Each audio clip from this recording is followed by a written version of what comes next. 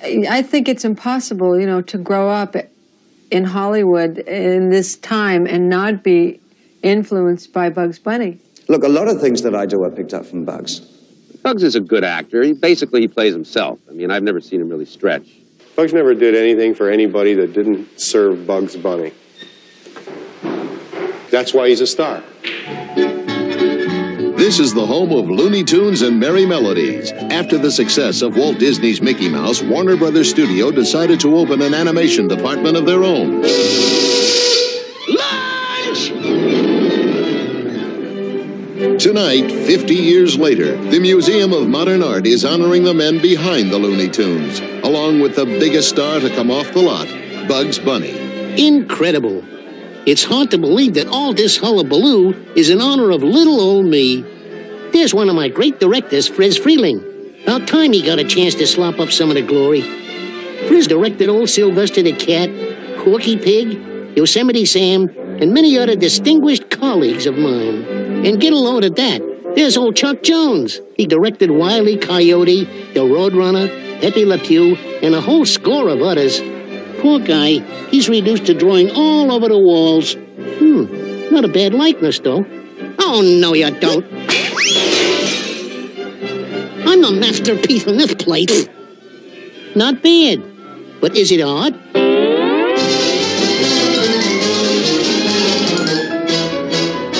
The Bugs Bunny Looney Tunes All-Star 50th Anniversary, starring Eve Arden, Candice Bergen, Mel Blanc, David Bowie, Bugs Bunny, George Burns, Chevy Chase, Cher, Wile E. Coyote, Kirk Douglas, Daffy Duck, Friz Freleng, Elmer Fudd, Jeff Goldblum, Speedy Gonzalez, Jeremy Irons, Chuck Jones, Quincy Jones, Foghorn Leghorn, Pepe Le Pew, Penny Marshall, Steve Martin, Bill Murray, Mike Nichols, Geraldine Page, Petunia Pig, Porky Pig, Molly Ringwald, Roadrunner, Sylvester, Danny Thomas, Tweety, Billy D. Williams, Chuck Yeager, and Yosemite Sam.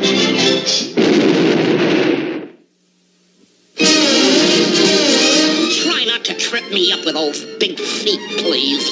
I'll try, Daffy. We're on!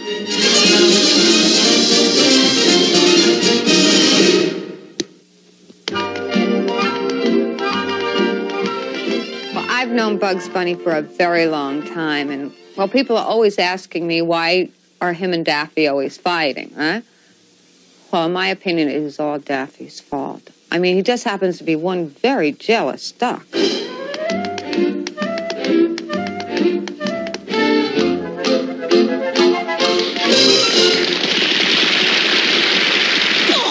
Listen to that! They love me!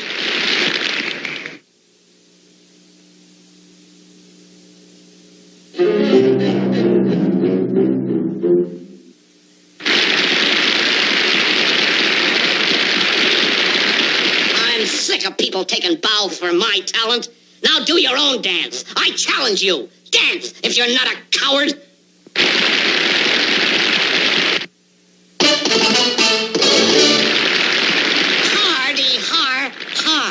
If they like that mess, they're starving for some real hoofing. I'll kill 'em. Music, maestro, please. E flat from the top.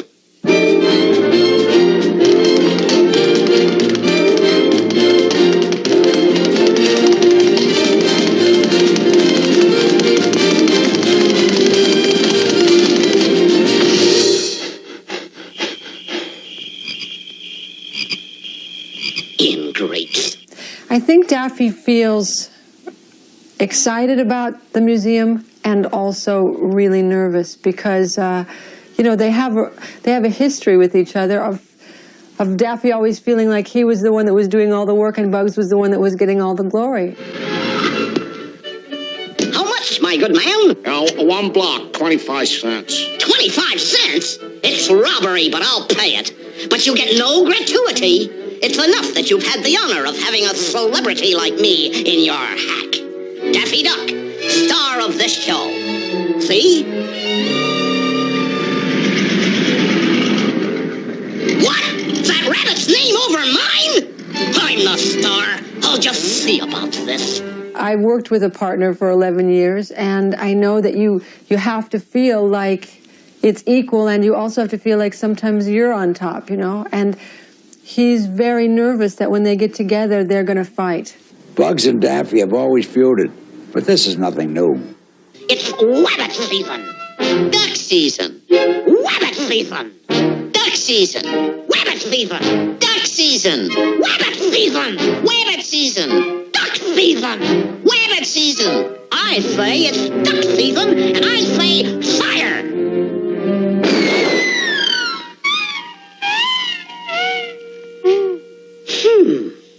If you want to compare the characters that we worked on, I think all of us would say, that nobody could be Bugs Bunny. Bugs Bunny is an aspiration. It's what you'd like to be like. Well, Bugs, the readers of my column would love to hear about your success. But what you're sorely afraid of is that you're probably much more like Daffy. What a job for a duck with my talents.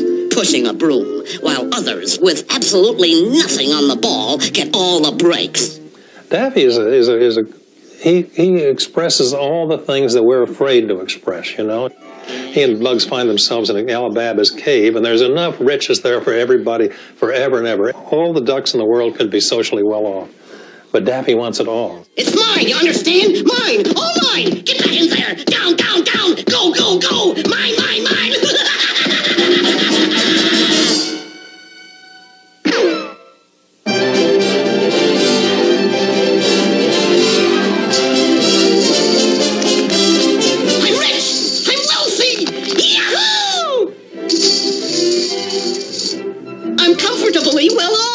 So I think that's very much the kind of person I am, and I don't have the guts that he does. You know, duck guts are different than human guts. I don't much enjoy watching Bugs and Daffy fight. I suppose it's helped their careers, but it makes it very difficult to go out with them together. I've tried many times, but it always ends up with Daffy causing a scene. Well, there is one thing they do agree about, I suppose, and that's that Elmer Fudd is a complete idiot.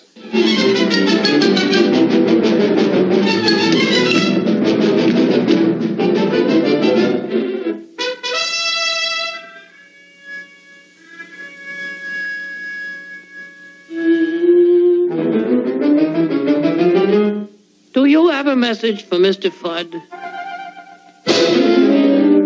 Bugs Bunny needed more, to me, he needed a stronger adversary than Elmer Fudd, because Elmer Fudd was about as stupid as a guy as you could get. In fact, he probably had a chicken brain.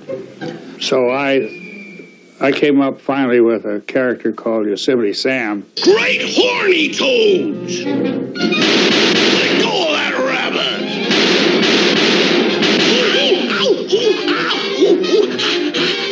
Playing possum for 20 years! That'll learn you! Thanks a lot, Doc. Okay, Rabbit. Now haul your carcass off on my premises! Yosemite Sam. We used to be friends. Used to come by and play cards. But really, you can't go out with Yosemite much. He's always got those guns. He twirls them, he shoots them. He's very loud. He'd come on the set, you know, and firing his pistols all over the place. He's a real six-shooter guy, you know, and scaring everybody off. Hardly any director wanted to work with him, except Fritz Freeling. Frizz was just as tough as Yosemite. Yosemite would put the shotgun in Frizz's face, and Frizz would say, "You don't have the guts to blow my brains out, and if you do, I'll come back from the dead and kill you." That was one thing people didn't know about Yosemite. He was afraid of the supernatural. And Yosemite would come on the set, start giving Frizz a little trouble, and Frizz would reach in for a little voodoo thing and just wave it in front of him. Sam was like a lamb, easy to work with. All right now, you wise guy. Dance!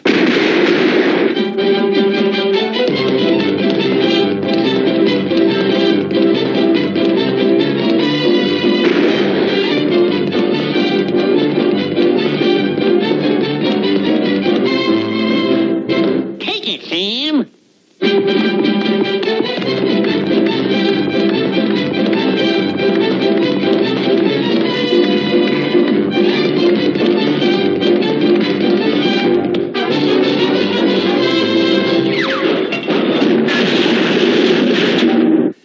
Yosemite Sam was right at home at Warner's because they were making the best cowboy pictures around. In fact, when I did my first Western, I went to Bugs and Daffy for advice. With justice be done, tear up that mortgage, unhand that rancher's daughter. Cease that...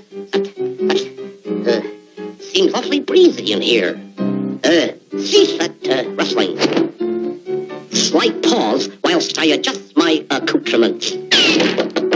Rip along Daffy's my name. Anybody care to shoot it out? Man to man? Under western skies? West of the Pecos? Tumbleweeds at 10 paces? 10,000 head the cattle? Come off the pass? Prairies? Lariats? Anyone for tennis?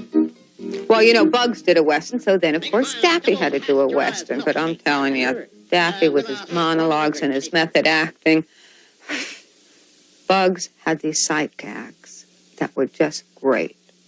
You know, Bugs and I are always disagreeing about what's funny. To me, the funniest jokes are based on things that happen in real life. You know, arriving late for an appointment, or forgetting your wife's anniversary, or finding a stain on your shirt that you just can't remove. Things like that. But Bugs Bunny, he always goes for the impossible gags. Things that have no bearing on the way we really live. I can't relate to that. There was one cartoon, however, that I must say I really did enjoy, because it reminded me of something that happens to me and my family all the time right here in my own backyard.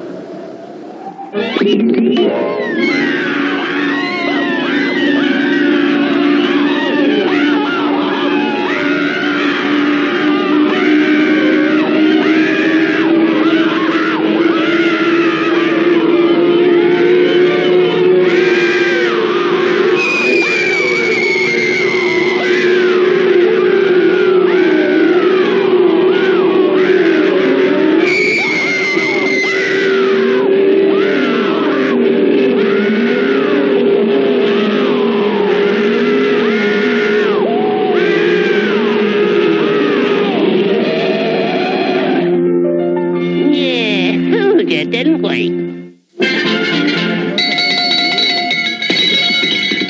We will now open our exercises with a recitation by our little friend, Porky Pig. Porky Pig was a little animal character. He didn't look like he does today because he was very, very fat little character. And I wanted him to stutter because I just wanted him to sound different than all the other characters with just falsetto voices.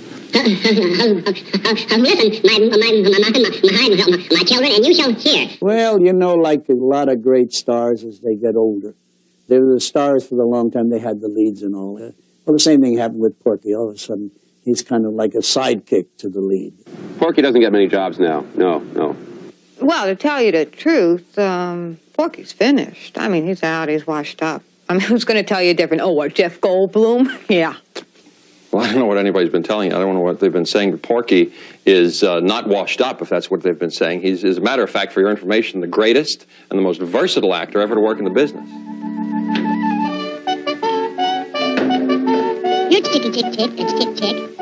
Coming to Corn. You're Henrietta. Come on, Priscilla, Violet, Patricia. Coming to all come and get it. People loved Porky movies so much that even bit players in his movies became famous. You know, the studio, because of that, used to use Porky movies to push new talent. They even gave him this girlfriend, Petunia.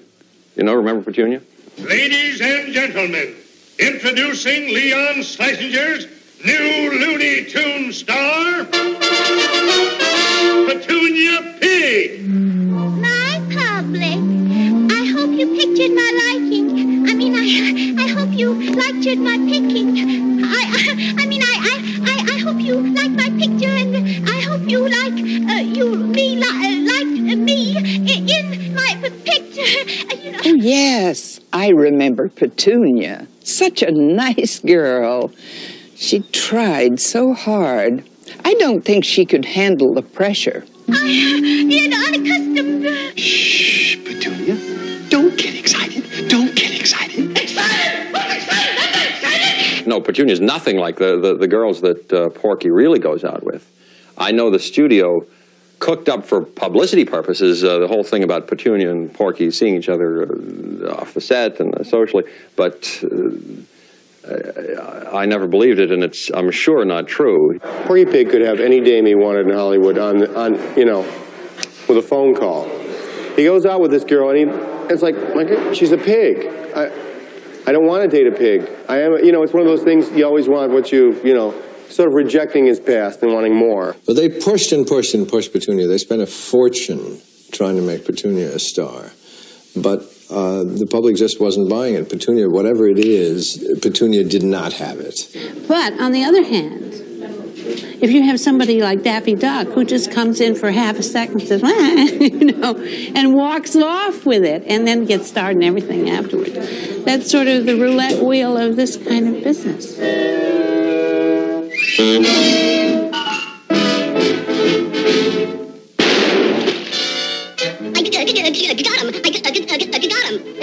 Go get the duck ring, Gin.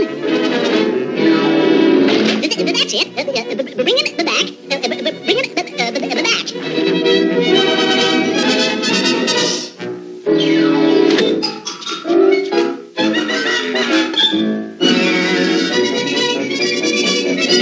Hey, that wasn't in the script. Don't let it worry you, Skipper. I'm just a crazy darn fool duck.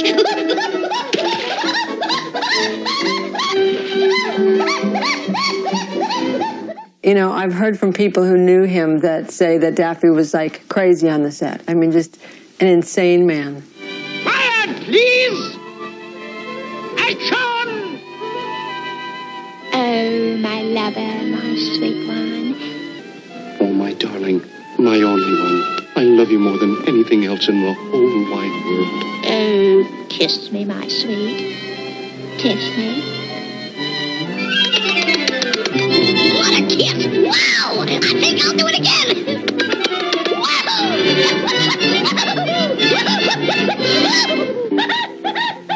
Hold your seats, folks. Here we go again. My name is Daffy Duck. I work on a merry-go-round. The job was swell. I did quite well till the merry-go-round broke down. I love work with me. Was a horse with a lavender eye. Around in world we'd wink at girls till the merry-go-round broke down. You know, I think that Porky is like for older people, you know, and Daffy's for younger people. My kids love Daffy, and my grandmother loved Porky. No, that's ridiculous. Porky is as hip as Daffy. Daffy Duck is obnoxious. He's not hip, he's obnoxious. You know, the whole thing of the studio putting Daffy Duck in Porky Pig's movies, that wasn't fair to Porky.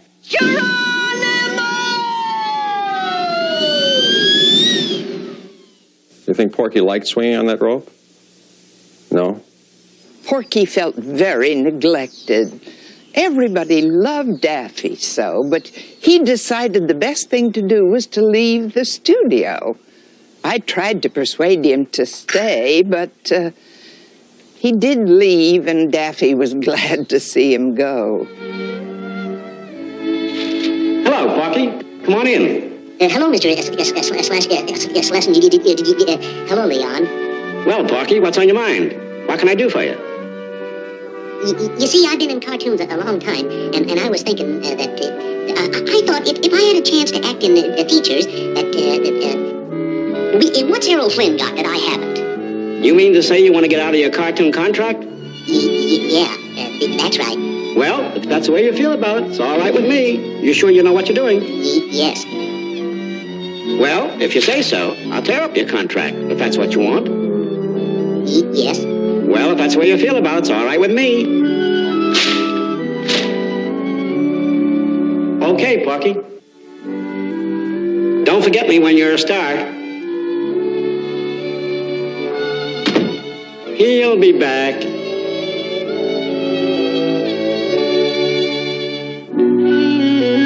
Did you quit? Yeah, I quit. That's swell. Now you go out to the studio and you tell them I sent you. Remember, don't take less than $6 grand a week. Boy, now is my chance. Leon, you ought to be glad to get rid of Porky. How about me taking his place? Why, I'm a better actor than he ever was. Watch this. It's one of the few times that Daffy felt really, had a bad conscience about what he had done. And Porky went through a lot of changes, I mean, I've heard that he went through serious changes and, didn't know who he was and went through a real personality crisis. Porky had a lot of time on his hands after he quit the studio. He used to hang around Edgar Bergen's house. It was actually pretty funny. He would talk to Charlie McCarthy as if the dummy were a real person. Porky was like an uncle to me. It was pretty obvious that he just wasn't happy after he left Warner's. He really let himself go, and he put on a lot of weight. We were all very worried about him. I guess I was too young to realize it at the time, but looking back on it now, I guess that Uncle Porky was having a nervous breakdown.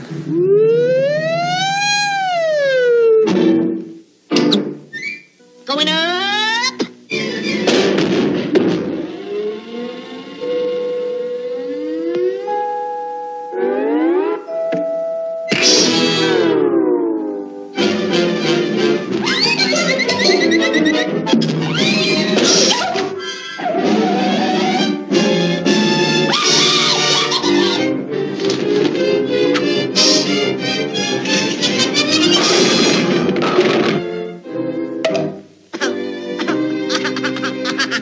This was a very rough time for Porky. Nobody trusted him. He couldn't get any work as an actor. Nobody trusted that he could show up on the set and so forth and so on. So he decided to, of all things, to direct a movie. Well, Porky's movie, I never saw it, but apparently it was a pretty big flop, an embarrassment around town.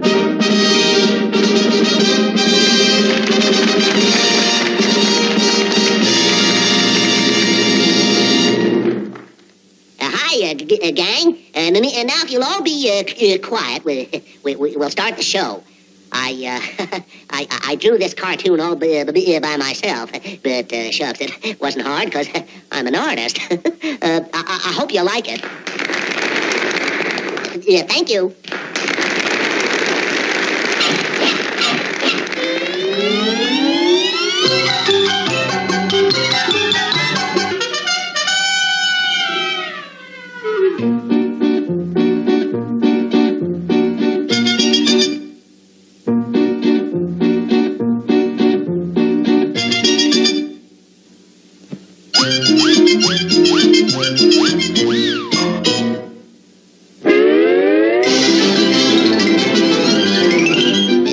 Well, folks, how did you like my picture? An unmitigated disaster.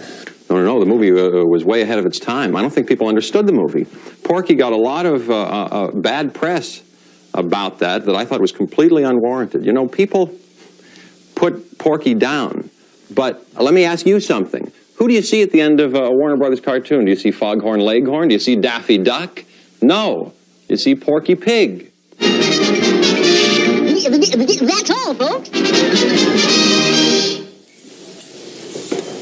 Phoebe. Look, I can't and I don't want to talk about Bugs Bunny. I'm in a hurry.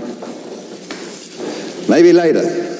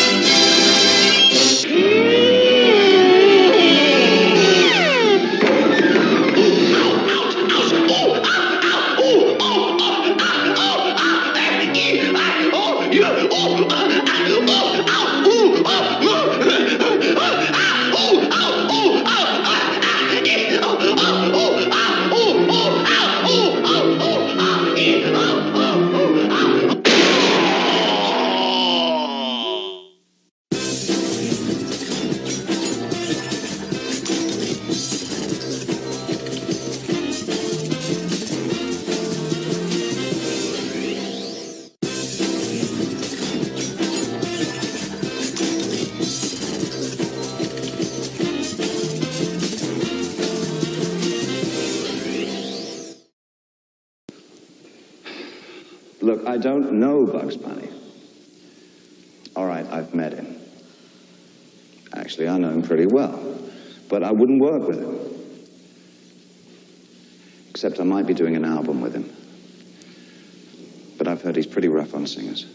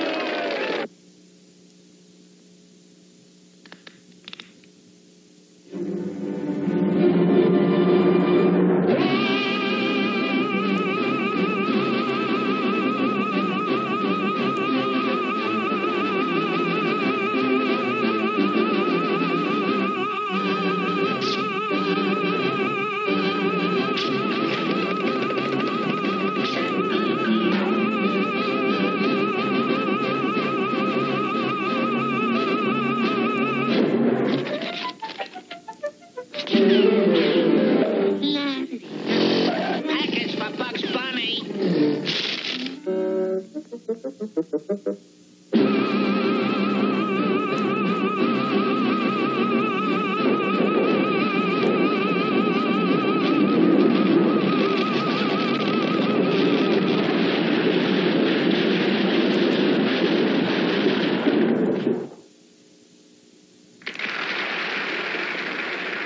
The first Bugs Bunny cartoon came along as just a Daffy Duck in a rabbit suit, really. Got a hunting license? At first, Bugs just jumped around and woo-wooed like an insane rabbit. But I haven't got one now.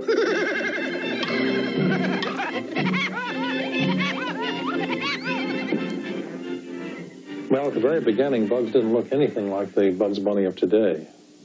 He had one thing in common. He had teeth, and he had ears like a rabbit, but the resemblance really kind of stopped there. Say, you wouldn't consider taking a picture of a rabbit, would you? I know a rabbit who wouldn't mind posing for you. That is, if you are at all interested. Very shortly after that, Tex Avery came up with the wild hare, and the wild hare was the first time that Bugs had come out, looked over Elmer's shoulder, taken a bite out of a carrot, and said, "What's up, Doc?" And that was the beginning of the character.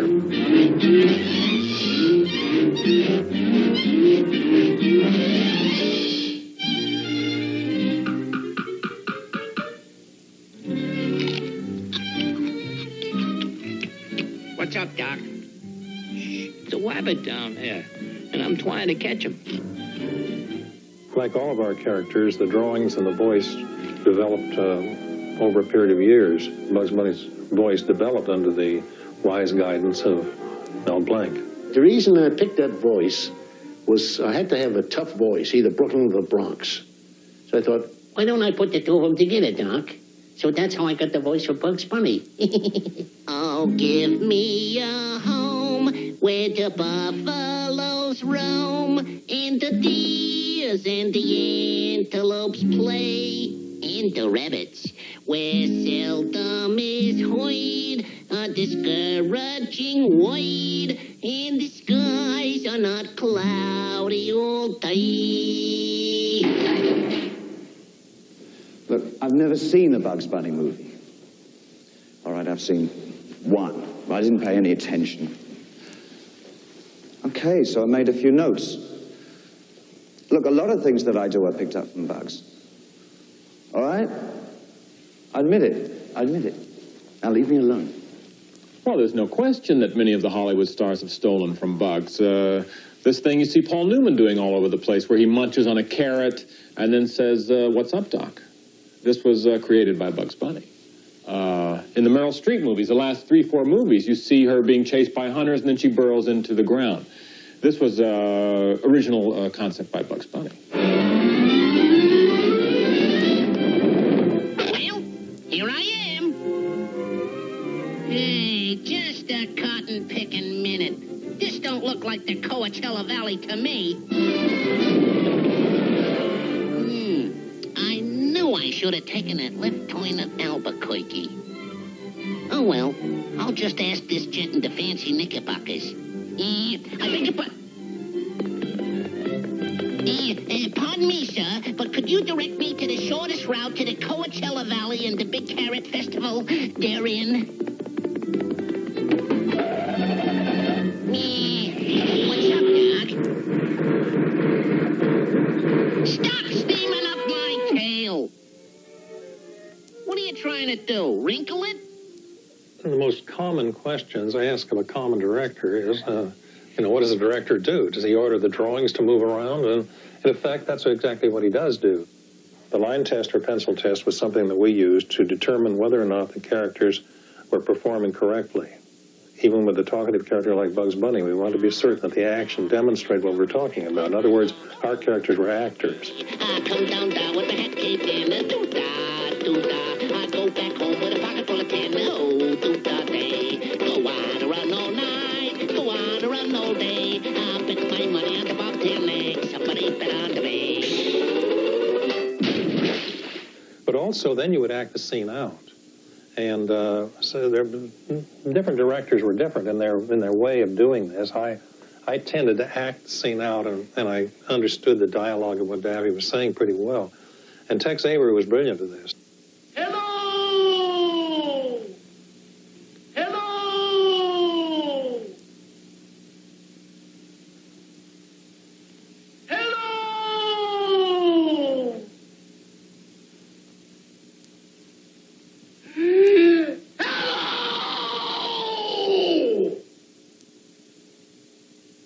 I'm sorry. They do not answer. I was very fortunate because I worked both with Tex Avery and Friz Freleng, both of whom I consider the best short subjects directors that ever lived. 1 for the money, 2 for the show, 3 to make ready, and 4 to go. Bon voyage. Uh-oh. Forgot to fill the tank with water.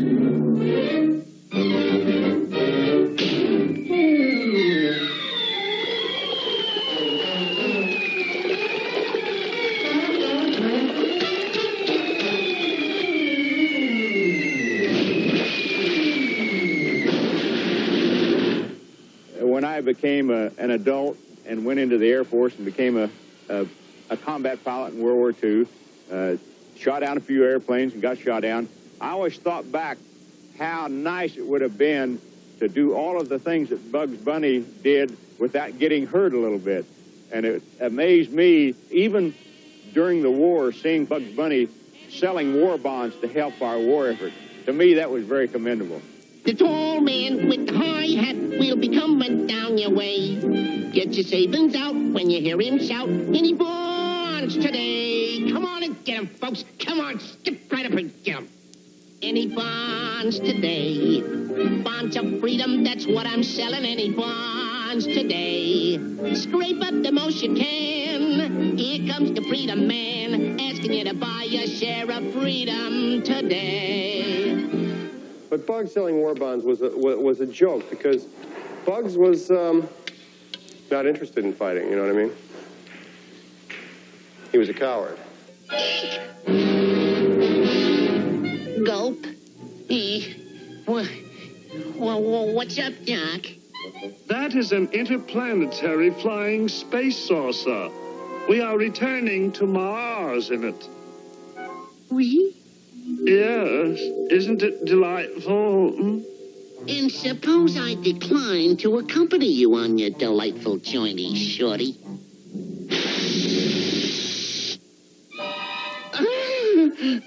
Well, come on. What are we waiting for? Let's go. Are you saying Bugs Bunny's a coward? He is a coward. No, he's not a coward. Actually, he saved my life once. I was swimming one day, I got the cramps. He dives into the water, saves me, and saves my girlfriend. Then he runs off with my girlfriend. I don't take women around him anymore. You know Bugs Bunny?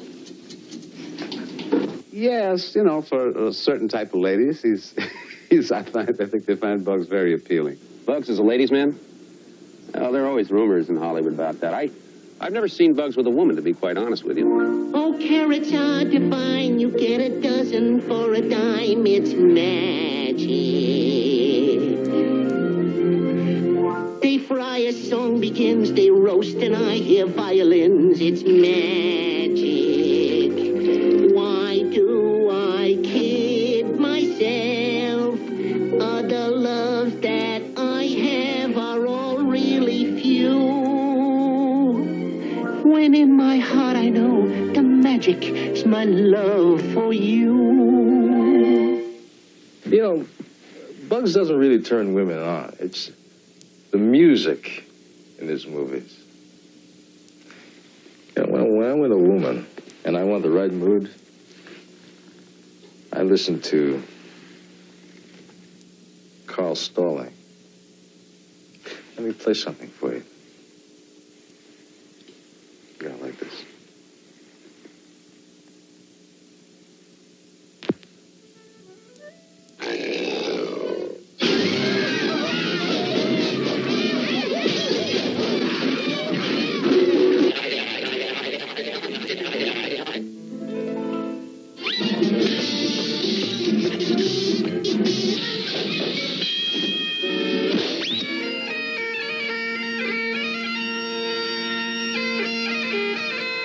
Try and top that!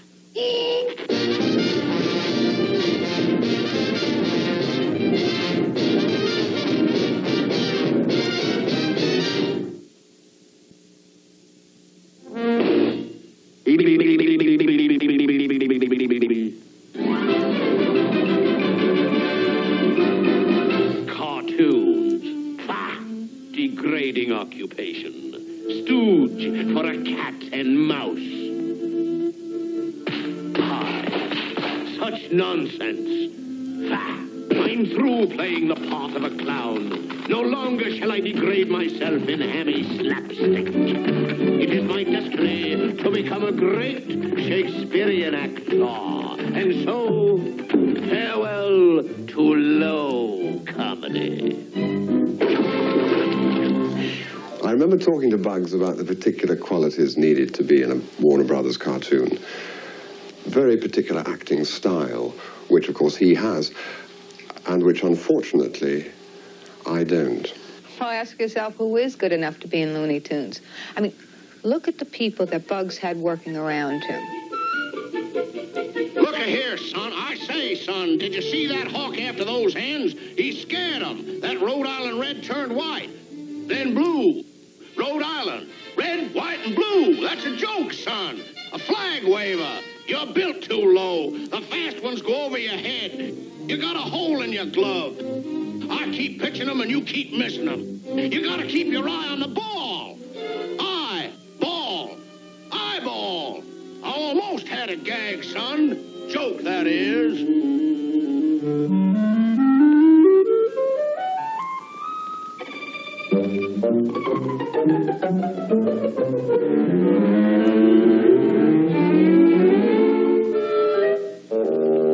You want to go for a ride, Putty?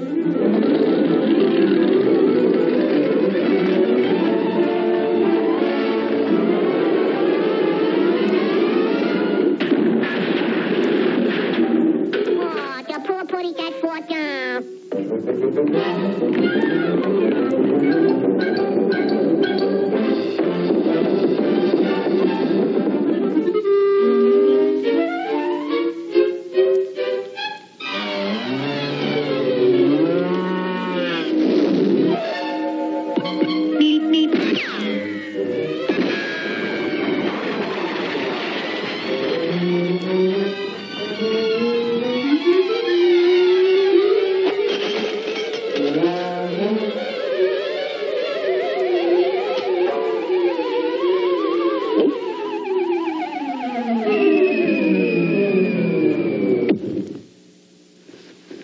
There it is. This is the picture that Bugs gave me. The night he won the Oscar for Nighty Night Bugs in 1958. Everybody was there. I mean, look, Foghorn Leghorn, the Roadrunner, Yosemite Sam, Sylvester. What a group of talent, huh? Oh, and look at Pepe Le Pew. You know, I think that was the last night he was ever in Hollywood. It was a sad story. He couldn't get arrested after 99 Bugs because all of a sudden Bugs was the superstar. He was the artist, and Pepe was just a little skunk. So Pepe left. He bailed out. He went over to Europe. He went to Europe. He worked in France. He did, you know, art films over there. Baby face. You got the cutest little baby face. There's not another one could take your place. Baby face, I didn't need a shove. Oh, no. 'Cause I just fell in love with your pretty baby face. He was loved by a lot of people, and whenever we'd go over, everybody would look him up, but he never came back. He never visited. It was always, oh, if you are here, you know, please stop by, you know, and you would go by, and he'd be so gracious and so lovely, and he would always say, oh, how is Bugs? Is Bugs good? And you knew it was breaking his heart. But I think Daffy was the one who was hurt the most. Bugs gets an Oscar, and Daffy's still, you know, coming in the back way to the lot. The guy had worked like it, you know, he'd been an animal, you know. He'd basically got a shotgun blast in the face every day for 4 years from Elmer Fudd.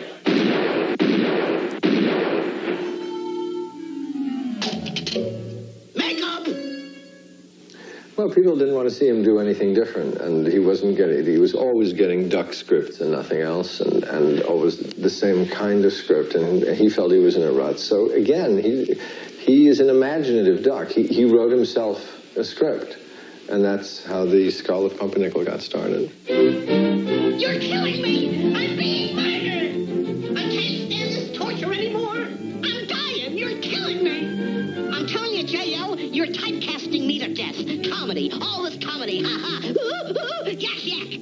Honest, J.L., you just gotta give me a dramatic part. Well, I knew you'd see it my way, J.L., and it just so happens that I have with me the very script that we've been looking for. Yes, but Let's see now, where to begin. Oh, yes, page 1. The Scarlet Pumpernickel by Daffy Dumas, Duck. Chapter 1. Once upon a time... You read the script and you went, my God, this is Daffy Duck. This is who this is, this character. And the Warner Brothers wanted Speedy Gonzales. So we'll put a Mexican mouse in this part that's written for an American duck. Speedy worked out very badly, and after 3 days of shooting, they stopped and they went back to Daffy.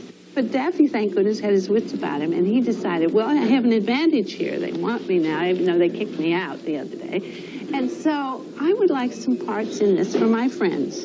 As a result of that, Sylvester the Cat ended up playing the Grand Duke. First, I am happy, for I am to marry the fair Melissa. Then I am furious, because I despise the Scarlet Pumpernickel.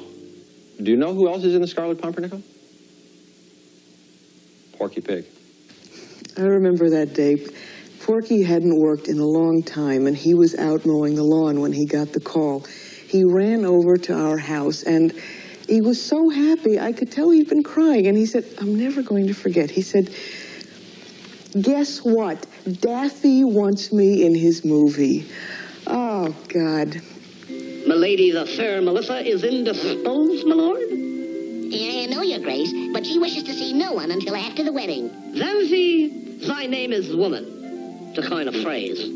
The wedding must take place tonight, my lord. The Scarlet Pumpernickel is about, masquerading as a gentleman. And who might you be, Hera? Mayhap perchance, foppish that I am, I might be the Scarlet Pumpernickel? You? The Scarlet Pumpernickel? That's silly. That's ridiculous. I shall have Melissa make ready, my lord. The wedding will take place right away. This looks like a job for the Scarlet Pumpernickel.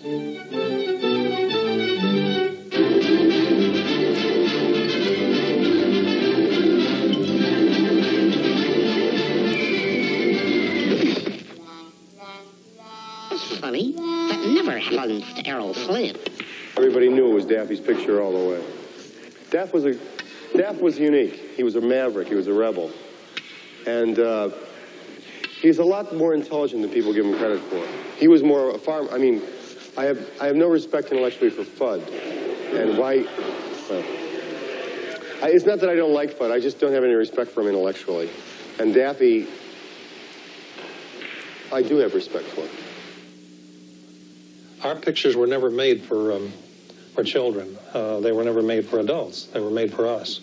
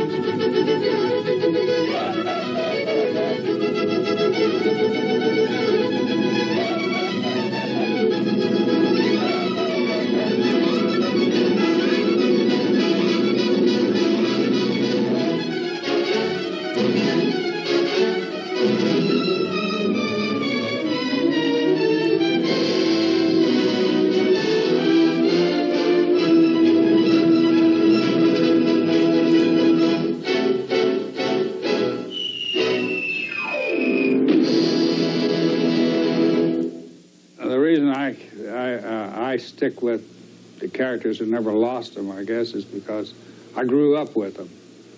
It's like your own child. You created that child, and you grow up with that child, or the child grows up with you, and you can never lose that love for that child. I think these characters are believable. I think they're believable characters. I believe they're still alive. I always drew Bugs Bunny because I figured he's somewhere. I'm drawing a picture of him. Yep, I've worked with a lot of great people in my day, and it's nice to see them get the recognition they deserve. Frizz and Chuck, there's only one more thing that all of us can say, and that is thank you.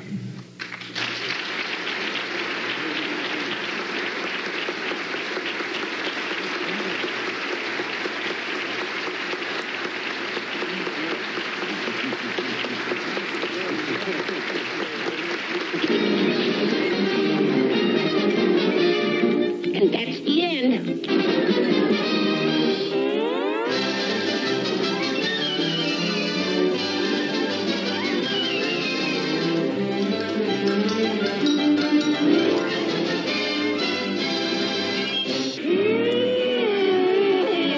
Now stay tuned for a star-studded salute to the world's most famous song and dance man. David Niven hosts Charlton Heston, James Stewart, and more on the American Film Institute Salute to Fred Astaire next.